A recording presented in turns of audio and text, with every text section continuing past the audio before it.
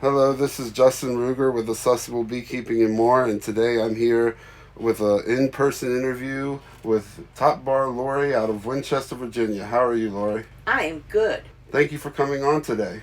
No worries. So how long have you been a beekeeper? About going on 8 years now. 8 years, that's a long time. What got you into beekeeping? I had a death, and the winter was looking really dark and grim. And I drove by my neighbor, and he was down in the snow. It's 8 degrees, and he has his stethoscope on, and he's listening to this box in the woods. And I stopped and I texted him. I said, "Joe, what are you doing?" He said, "I'm listening to my bees." I said, "Your bees?" I said, "What are they saying?" He said, "Buzz." So we got to talking about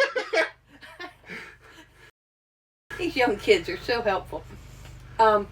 So we got to talking about bees, and in the spring he had made me a beehive, and then that's how I got into Top Bar.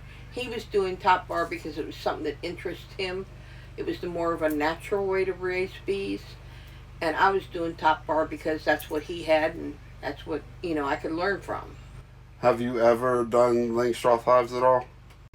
Only after swarm season. Only after swarm season. We had 4 hives. We had 4 long langs. Top Bar's still my favorite, but I inherited the long langs from a friend, and so I ended up with long langs. And we had 4 long langs active, and we had 12 swarms. And it was like all of a sudden we had no place to put bees. But the neighbor store in the area, you could go and buy boxes there. So yes, I have box hives. I can see that you're not a very big fan of them. No, I don't like that bending stuff. I'm old. I'm ancient. And when you bend over and lift that 80-pound box, oh my gosh. And I know you can take the frames out. I know it makes it easier. Top Bar, you walk up to it, you lift the lid. You lift 1 bar. 6 pounds. Lift 1 frame. 10 pounds. It makes a difference. So that is why we are here, is to talk to you about top bar hives and how they will help the disabled community get into beekeeping. You were mentioning when we talked earlier about a book that would help people get into beekeeping, and beekeeping with a top bar hive, sorry. That would help people get into beekeeping with a top bar hive.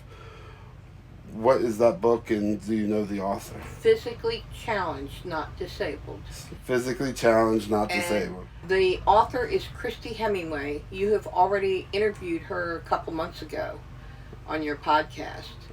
And she has written a great book on top bar beekeeping. And I mean, this is the book when anybody's having trouble, I say, go read this book. If you're doing long langs, go read this book. It's called The Thinking Beekeeper, and it tells you how you're raising bees left to right or right to left, whichever direction you choose. And it tells you on day 10 to 20, they should have accomplished this. On day 20 to 40, they should have accomplished this. First 2 years I was beekeeping, nobody told me that. Nobody said, "Oh, you can do this, you can do that." The little guy that got me started in beekeeping, he moved. So this lays it out what they should be doing. And I had 1 hive, and it was doing gangbusters. And the other hive next to them, you would thought they were little pot smokers. I go in there, they go, "Hi, Mom. What you doing? Are you sleeping? We're just going to sit here and rest. We're doing good." They had 6 bars of honey all summer long. The other hive, 21. So it gives you a comparison. If you don't have 2 hives, you know where your bees should be doing. The Thinking Beekeeper is the best book. Yes, I remember having her on. I didn't know that was the book that you were referring to. Thank you for bringing it up. And you mentioned that you do mentoring. How many mentees do you have, and what programs do you mentor through? Well, our beekeeping club, Beekeepers of the Northern Shenandoah Valley, a few members have received top bar hives through the state giveaway program. I'm like, yay, top bar's winning.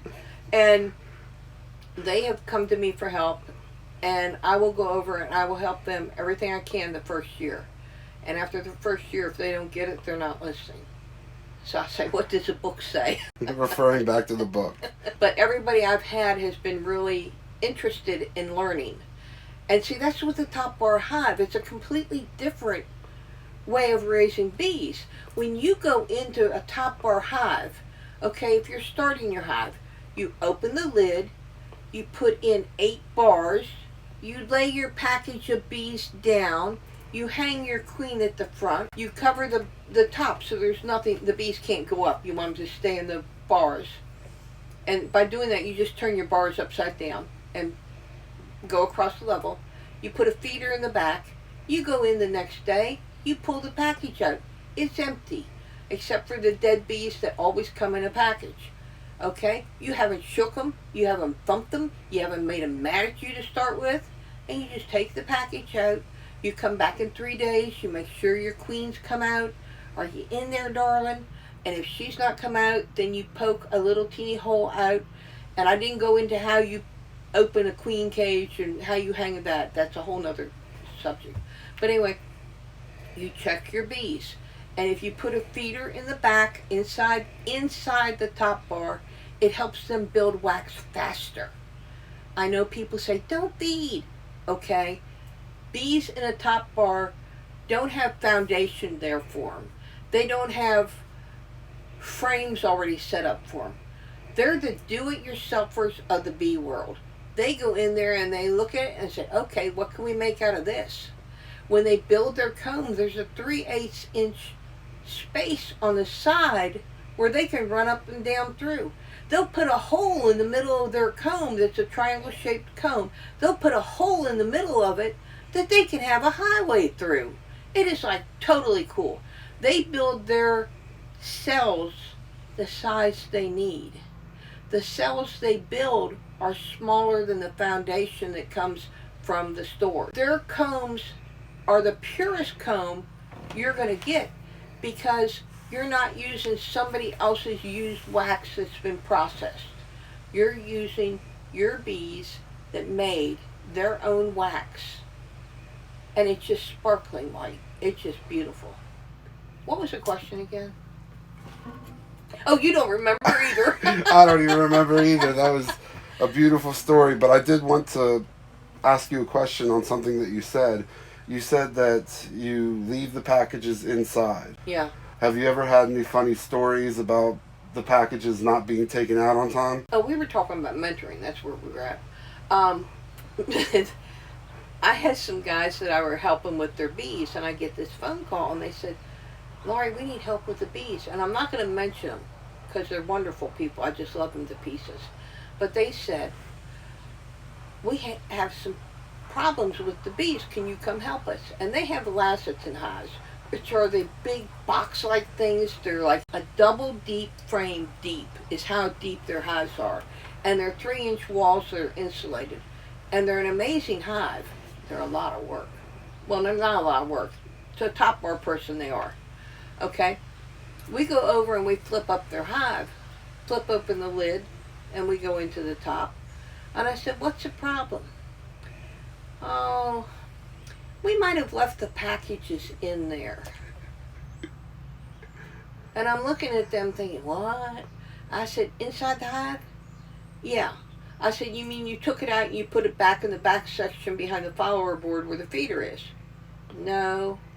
We open up their hive and there is wax built neatly down across the top of their packages and down the sides of their packages and inside the interior of their package. I said, what happened? Well, we got busy doing other things. I'm like, yeah, I guess you did.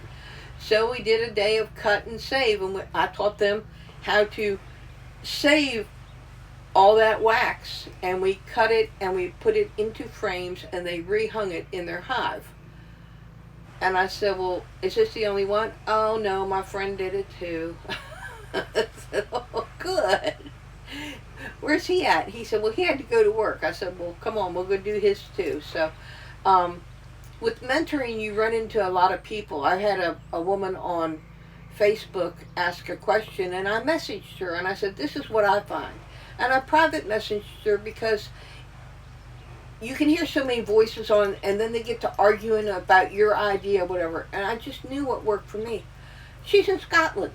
She and I talk once a week about her bees. She had a mentor, and he told her not to go to any bee meetings because he didn't like the way they think. And he walked up to her and he stung her with a bee. And I said, why did he do that? He said he wanted to see if she was going to die. I said, don't listen too much to what he says.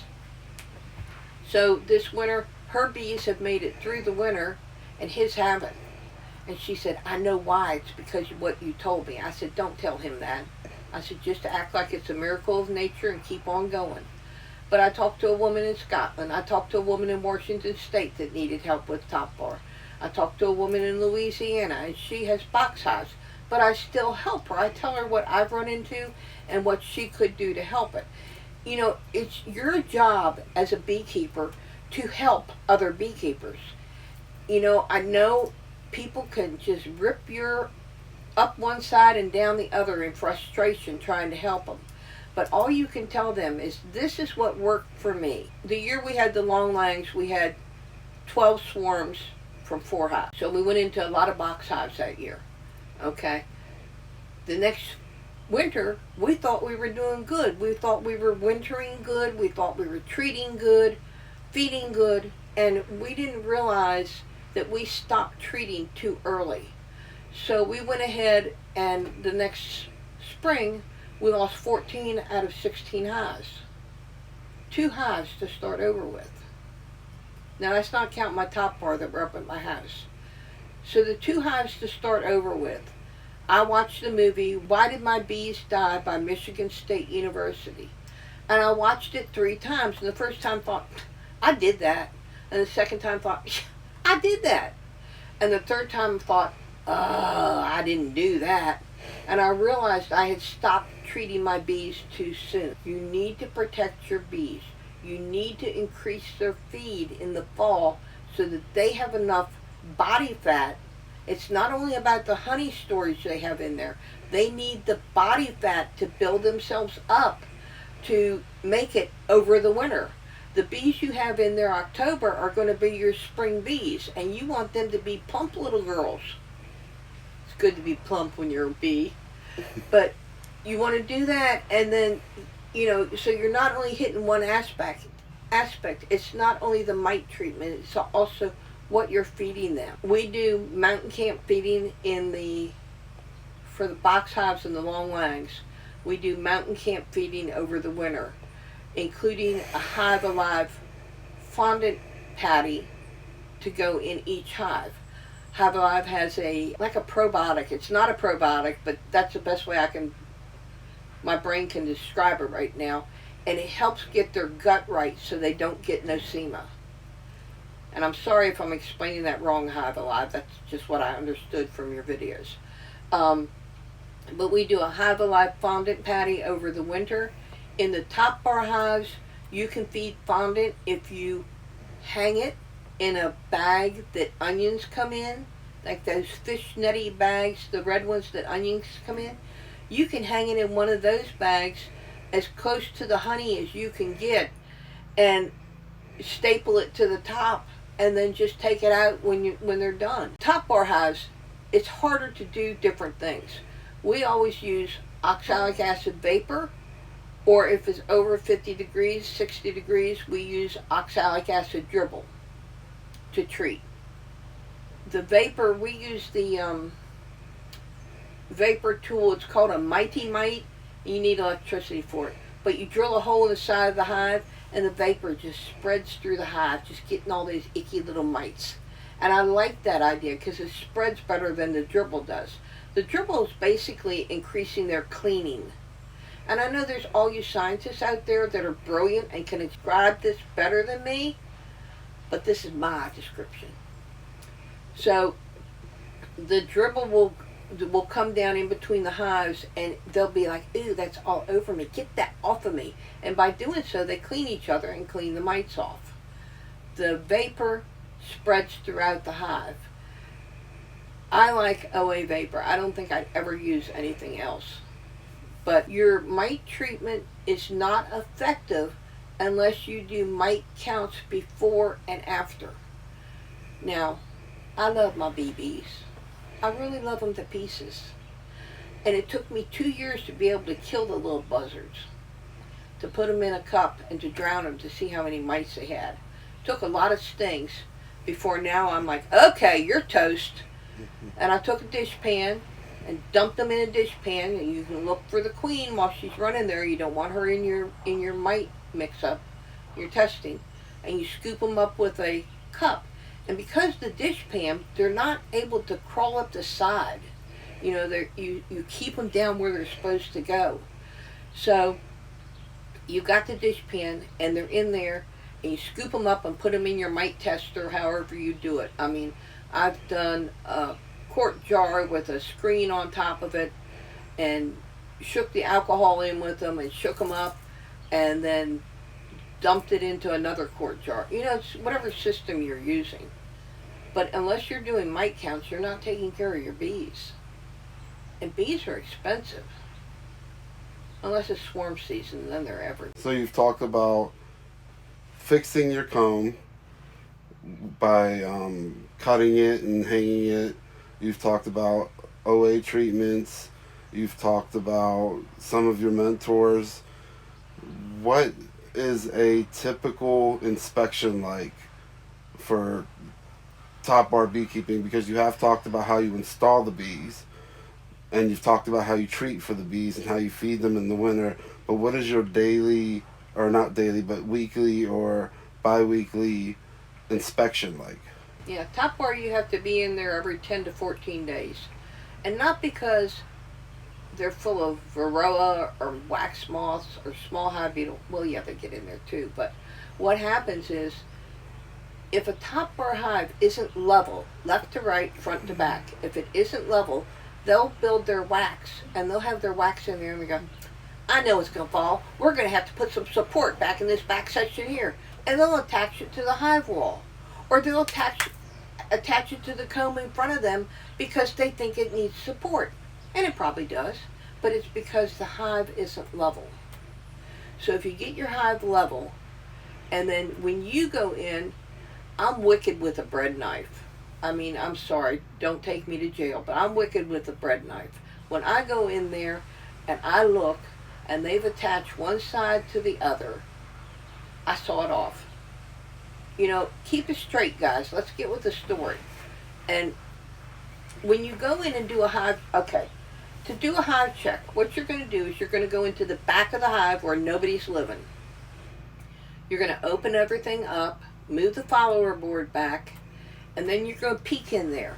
And what you're looking for is to see how close they are to building. You need to stay 4 empty bars ahead of them.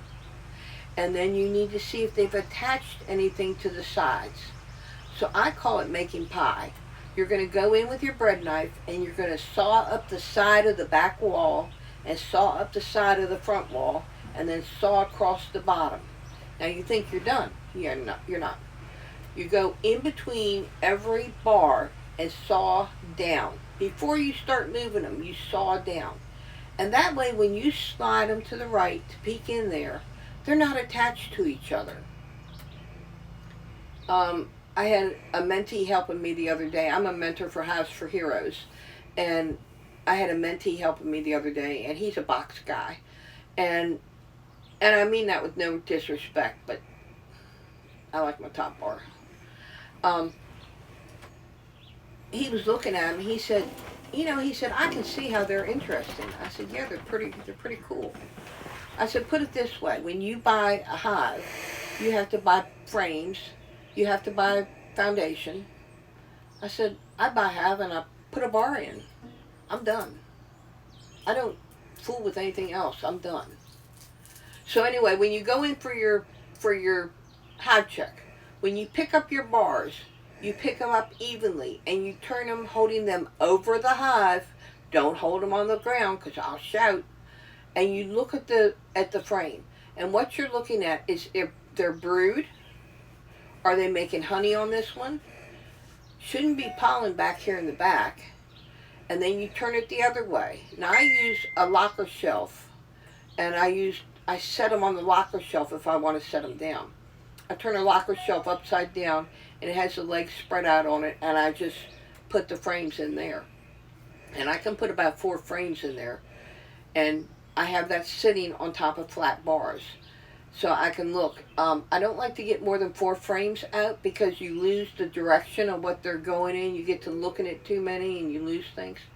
So what you're going to do is you're going to look for brood, you look for drone cells, you look for queen cups, you look for eggs, and in the summertime, once we're having days that are over 80 degrees, when I start from the back and I'm going to the front, as soon as I find eggs, which is usually up near your top 5 or 6 bars, I quit because the wax is soft.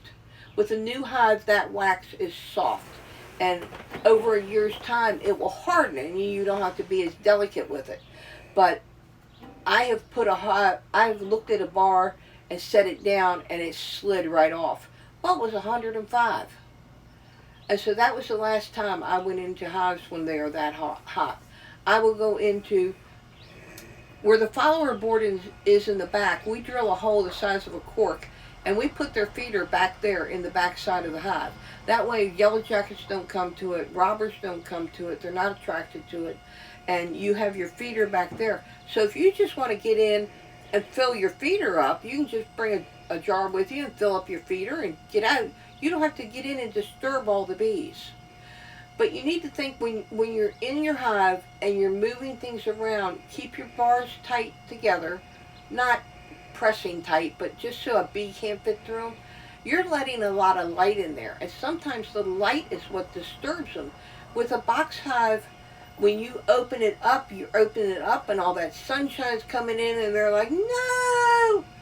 We use pillowcases or canvas. In our long lines, we use canvas sheets, and we keep the bees calm by doing that. And the same thing with a box hive. If you put a pillowcase folded in half on your box hive, they don't get half as irate because it's not all that light coming down into them. It's not like bear is here, run, run.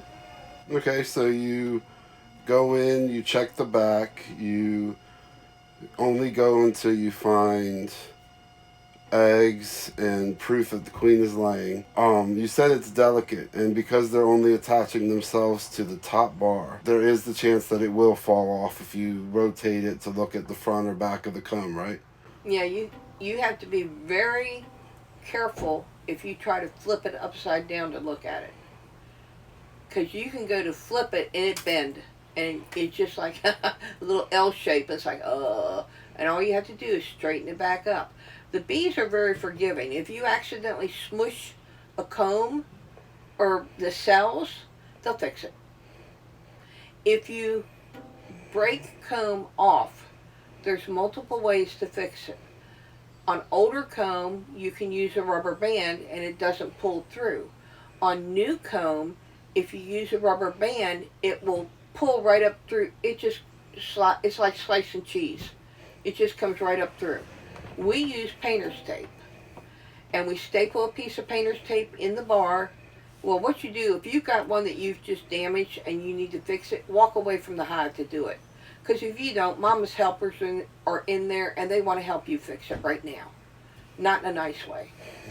So you take it and walk away from it, find a flat surface, and take and put painter's tape down, staple it at the top, bring it around the comb, bring it right up snug, painter's tape stapled, and the other side, and lift it up and see if it's sagging too much. If it's sagging too much, put third painter's tape in the center.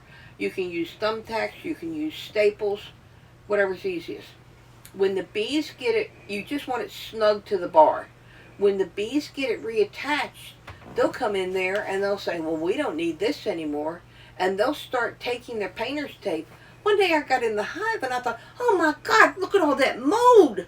And I'm sitting there looking at the hive thinking, oh my gosh, what's going to happen? Why is there mold in my hive? It was painter's tape.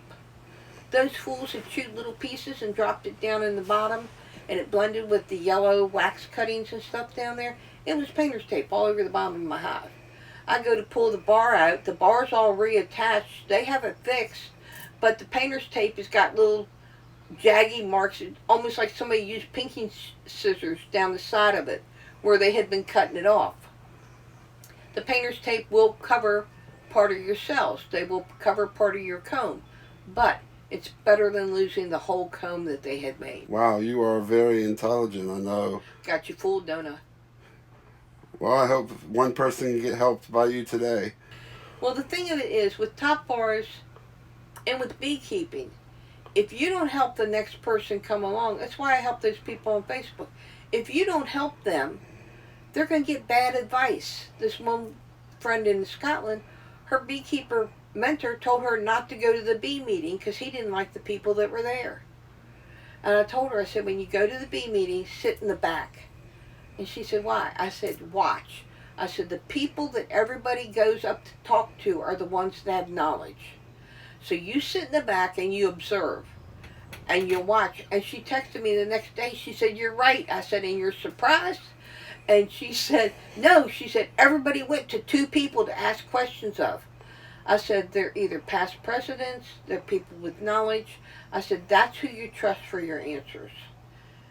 Because people want knowledge. They want to learn.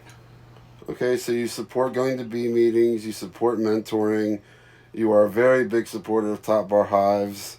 I'm getting the idea that you're not a big fan of Langstroth, but I understand because, you know, this is an accessible beekeeping channel and lifting a Langstroth hive that's 80 pounds is difficult. Is there anything else that you would like to let our listeners know about top bars or why they're accessible or what they can do to help the next generation? One thing I want to speak about is I'm a mentor for Hives for Heroes. And if anywhere out in your area, if you're a 3-year seasoned beekeeper, they are looking for more mentors for Hives for Heroes. What is Hive for Heroes, you ask me? Well, it is a program that they've started out in Texas, and it helps veterans that have returned, or veterans even if they haven't been overseas, veterans, and it helps first responders. We have firefighters, we have soldiers, and beekeeping is a lot like military. You got somebody telling you everything to do. In a beehive, you got some queen telling you everybody what to do. I know they're saying now that she doesn't give the orders. I mean, they wouldn't have kids if the queen wasn't there. So, but what we're finding, I talked to one of my mentees the other day, and I've been working with him for a year, and I said, does this make any difference to you? I mean, to me, we're playing with bees, you know, so it's all good. He said, you don't know. He said, there's so many days I can't wait to get up to the hives. I said, well, you're welcome to come. If I'm home, if I'm not home, you're welcome to come anytime. And he said, yeah, he said, it makes such a difference. He will get so intense inside, and then he can go work with the bees and the hum of the bees, and everything's the way they're supposed to be going, except his queen's not doing real good.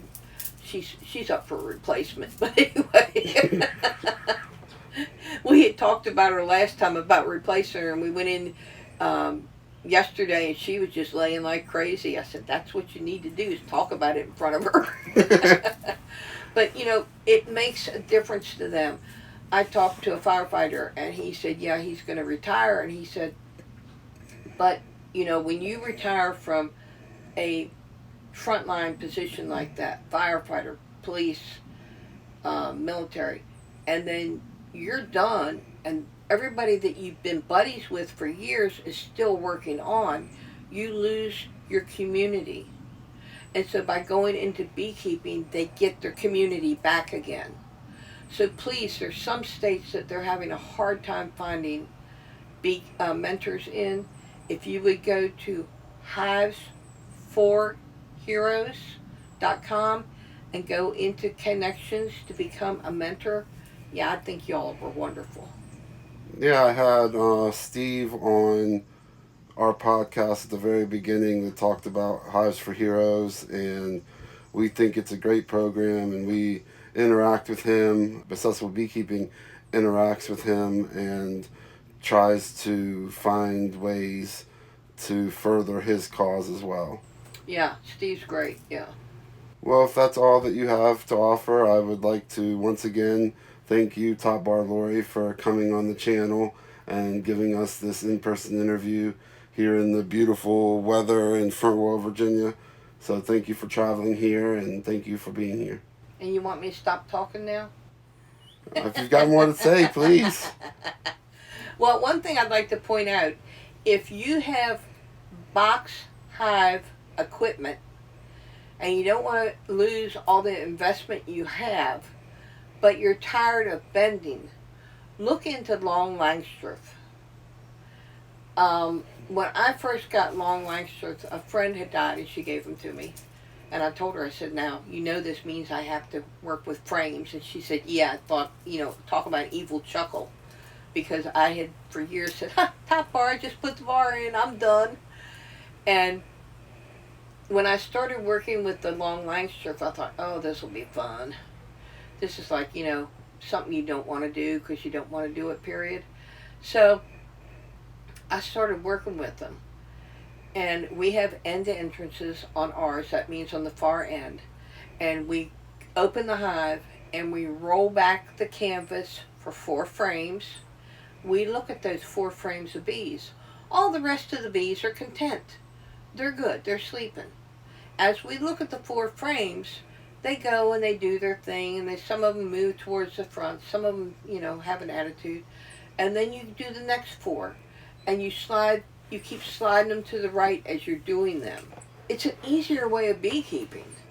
Now, if you end up and you've got 10 bars of honey in there, frames of honey in there, and you want to pull some and it's only May, that should be plenty to pull. So it is a convenience. You're still using your old equipment, but all's good. So I think if you want to slowly move over to a different kind of hive, consider the long Langstroth. And you can have them built for either deep or mediums. Now mine are all mediums. My hives they're about 48 to 50 inches long, and they fill up 2/3 of a way. And then they sort of get swarmy. They're like, yeah, we're going to go live over at Aunt Sally's, and they just sort of fly out. But you can avoid that. You can go ahead and you can do a split. I did 3 splits this year. You can do splits into other hives. And see, when you split out of a long Langstroth, you can split into a regular Langstroth because you're already on frames. Yeah. Okay, so you are obviously think that top bars are superior, but if you are wanting to convert to something that may be more accessible than Langstroth hives by themselves, you'll allow long laying. Well, it's because I have them. I wouldn't have gone out and purchased them. I have in the top bar, I have a Les Crowder, I have a Wyatt Magnum because I wanted to go bigger and more honey. Then I have a Golden Mean. Then I have some odd one that somebody gave me that you could have 3 nukes out of, but the bees never stayed in the hive. They always came up through the top, so they did their own thing. Then I have another one. When they know you do top bar, you get these calls. Hey, I'm going to throw out some hives. You want them? I'm like, yeah. Then I've got another one that it's almost like a Wyatt Magnum, but it's not the same. It's big and deep. And then I have a Warre hive, which if you're in a small subdivision and you just want to have bees, a Warre hive is wonderful because it's top bar with a little thing down the side so it doesn't stick to the back wall, and it comes in boxes and you add the boxes to it. I just set it up yesterday and I'm like, this is totally cool. Again, it has bending. I'm not doing the bending, so I put it up on a table, but it's another way to do a hive. So Yeah, top bars are my favorite. Well, we appreciate you being here, and we would like to wrap this up if you have nothing else to add, but we appreciate you coming from the bottom of our hearts. No worries. You know, if we don't teach the younger generation, and if we don't help the older generation that's getting into new hobbies, how are we going to pass the knowledge on? So the note for today is pass the knowledge on, consider top bar hives, and be different. Thank you, Lori.